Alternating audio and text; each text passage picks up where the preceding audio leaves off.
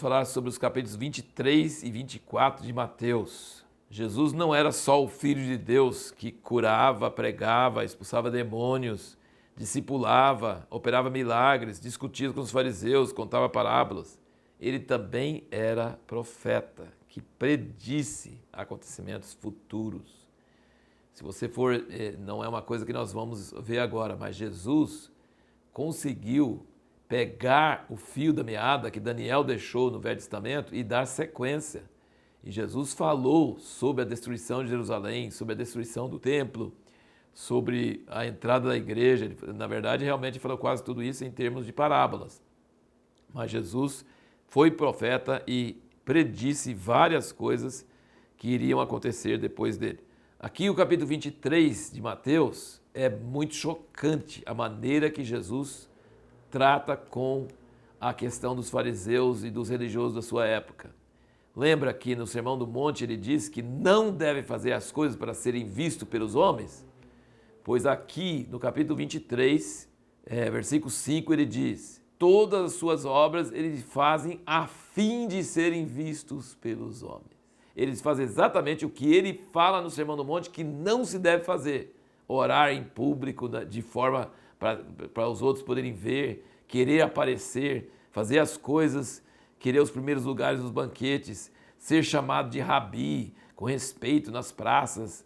E aí ele fala uma coisa que o cristianismo moderno perdeu totalmente o sentido. Ele fala, versículo 8 do 23, vós, porém, não querais ser chamados rabi, porque um só é o vosso mestre, e todos vós sois irmãos. E a ninguém sobre a terra chameis vosso pai, porque um só é o vosso pai, aquele que está nos céus. Nem querais ser chamados guias, porque um só é o vosso guia, que é o Cristo. Mas o maior dentre vós há de ser vosso servo. Então ele está contra títulos e honrarias que existem demais no meio da igreja hoje. As pessoas desobedecem o que Jesus está falando aqui.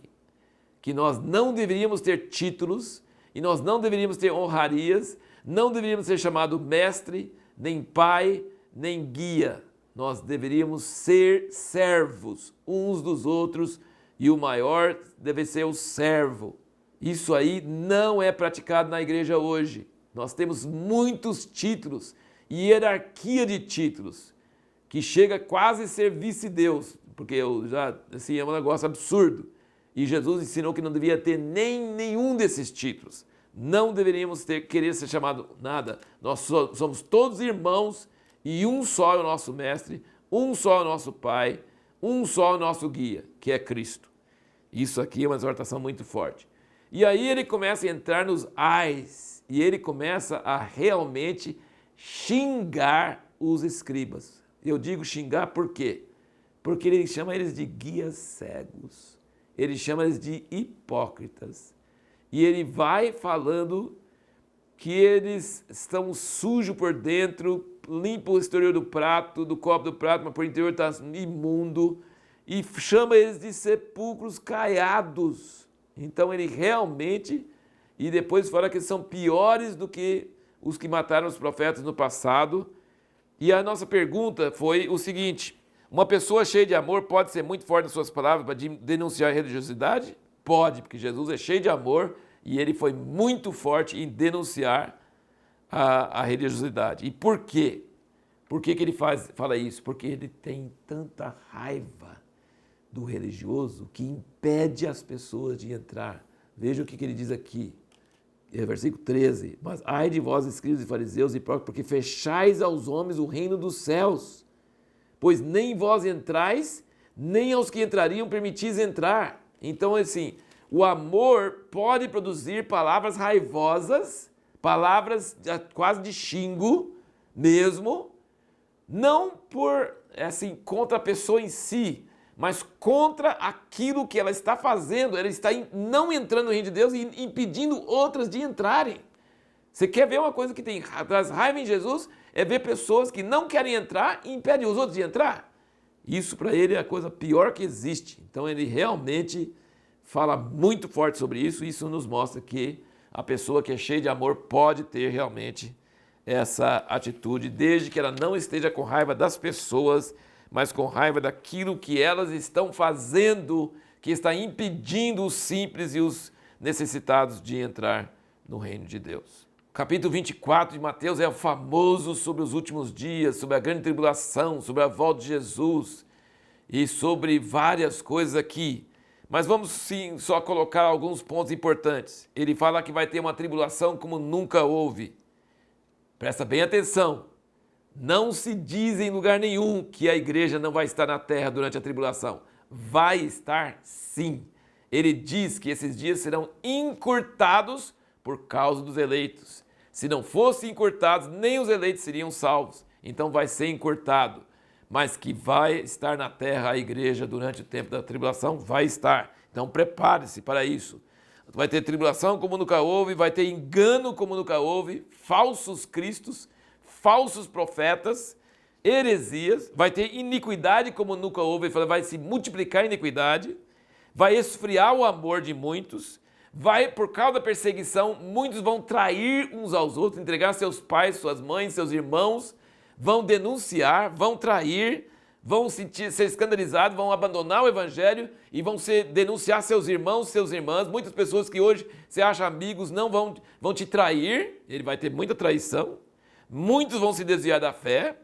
Os últimos dias serão como um filtro para permanecer somente os escolhidos, somente os que perseverarem serão salvos.